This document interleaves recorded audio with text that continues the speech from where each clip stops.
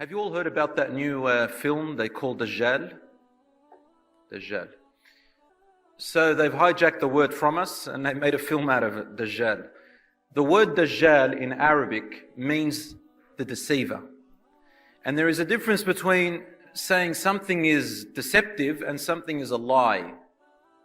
A lie can get caught out pretty easily.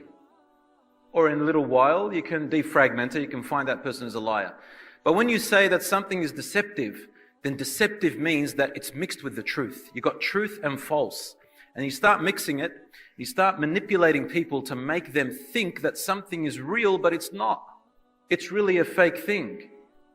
And then you say to yourself, well, if this is true, then this must be true. And it takes much longer to find out the lie when somebody is a deceiver. Today we call them professional liars. Professional liars. And they exist everywhere. Now what I want to talk to you, especially the young people, about is this. Subhanallah. For the Dajjal, who is called the Antichrist, this guy who's going to come out into this world according to what our Prophet, peace be upon him, told us about. He said that this guy, the Dajjal, is going to come out and he is going to deceive people. He's going to be a deceiver, a Dajjal.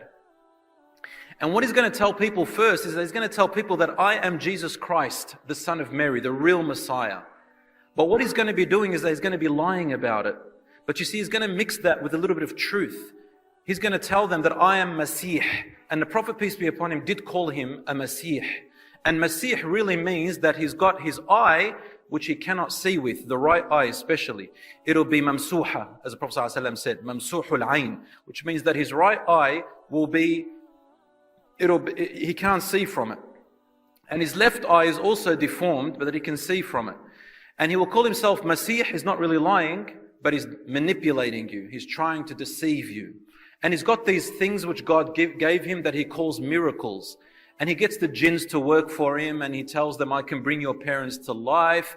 And he starts, and there's this long story, I don't know if you heard about it, about this guy named Tamim ad-Dari, which is in Sahih Muslim, that he went to the Prophet, peace be upon him, and they got lost on their ship, and then they ended up in a cave and a temple, and then they see this man who was so huge and he was tied up with chains, and then he tells them that I am the Masih, I am Jesus Christ.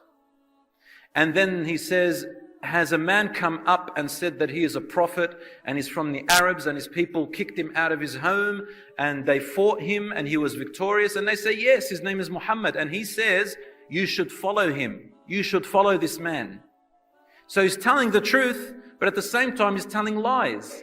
So he's called the Dajjal. Now, this is the thing I want to talk to you about. Everybody knows about the Dajjal. Everybody's heard about the Dajjal.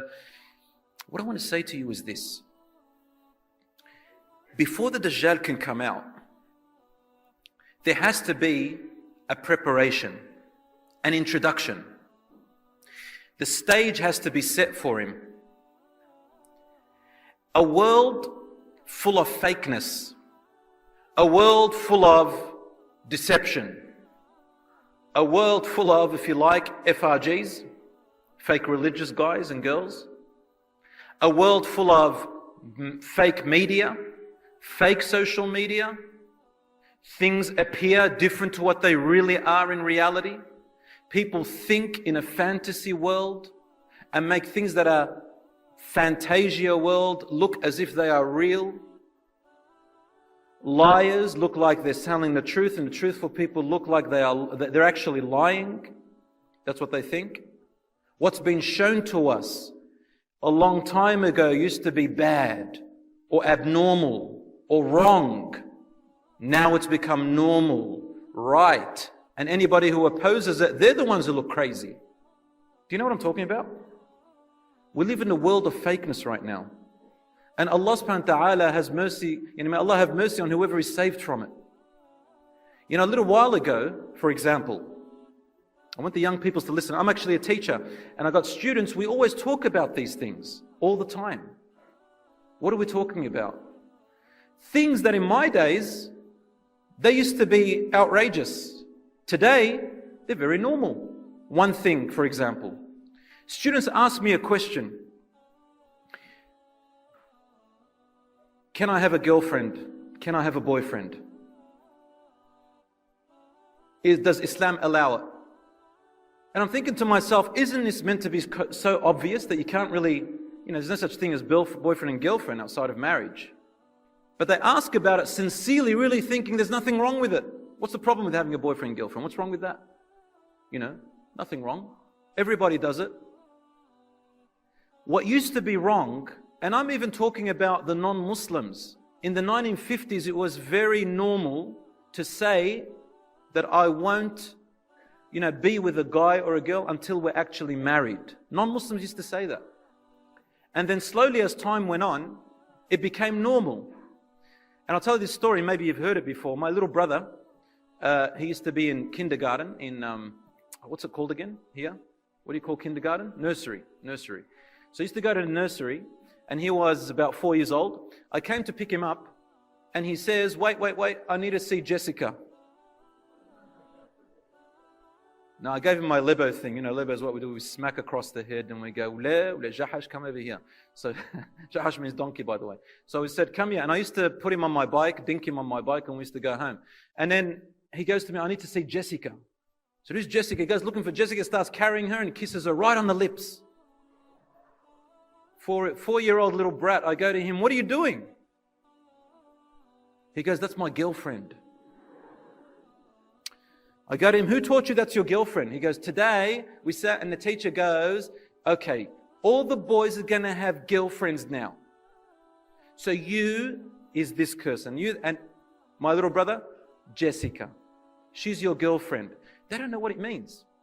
But what I saw about that is that it was normalized, and I'm talking about 20 years ago this was. It was so normalized from a young age, and it's considered to be cute. Cute. How nice. Don't worry about the STDs that are going to happen later on. Don't worry about abuse that's going to happen later on. Don't worry about how they're going to objectify women later on. Don't worry about, a man feeling that he just, focuses on what he wants. Don't worry about girls not knowing what the heck is going on social media. I keep showing my body and my images, and these guys keep using and abusing, and they don't really value me. This is what's happening, guys. Wallahi al-azim, I don't mean to be sarcastic, but this is the truth. The fake world. I get my students and I talk to them, and the stuff that I say, I'm talking about year 8, year 9. You have year 8, year 9 here? Year 8, year 9, they're about 14, 15 years old, 16 years old. They have no idea. And when we tell these girls, look, for example, they say to me, on social media there was, this guy, he likes me. He likes me. They think it's all cute. And I say to them, he doesn't like you, Amma, he doesn't like you. What he likes about you is that it's easy for him to see what he wants to see of you. She said, yeah, it's true. He wants me to take off my hijab. And I did. I go, why? Why did you do that? He said, because he gives me attention, and he loves me, wants to marry me. I go, he's 15 years old, man. What's he going to marry? And I said, now, if and I had to say their language, by the way, just to try and make them understand. I go, if I took your head off and put your friend's head on your body, it's not going to matter. It's not going to make any difference for him, because he wants one thing. And they said, but I can't believe that, they think like that. I said, that's what the world has made you think. Internet stuff. I have to say, I like to push the red buttons, and I like to talk about taboo topics. Pornography, for example, has objectified every human being, and we live in a hypersexualized society. That's what we live in right now.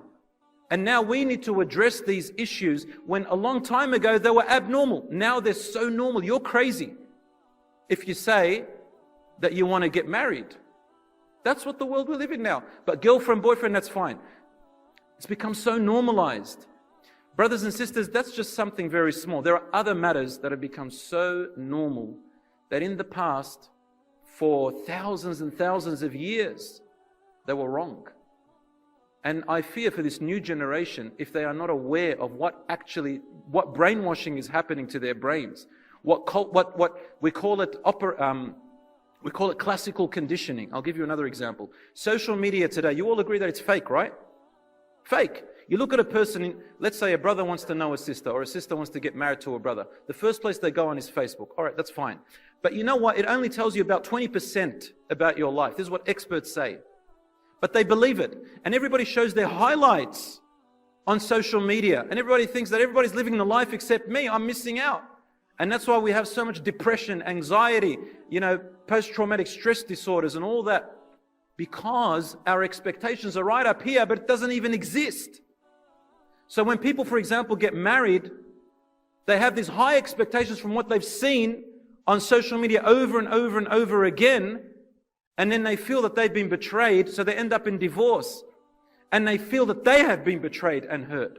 Why? Because of the images that are, over and over again in our faces, as if that's what it's supposed to be, but it's not. It's not real. Our hormones and our egos and our dopamine levels, this drug thing that comes out of our brain every time somebody gives us a like or somebody gives us a little comment, it makes us feel happy for about 10 seconds. And then we want another one and another one and another one. It's like just a drug. We need to be aware of these things, that we are living in a world of fakeness. And that's why we can't find happiness. In fact, there's no such thing as happiness. It's supposed to be content.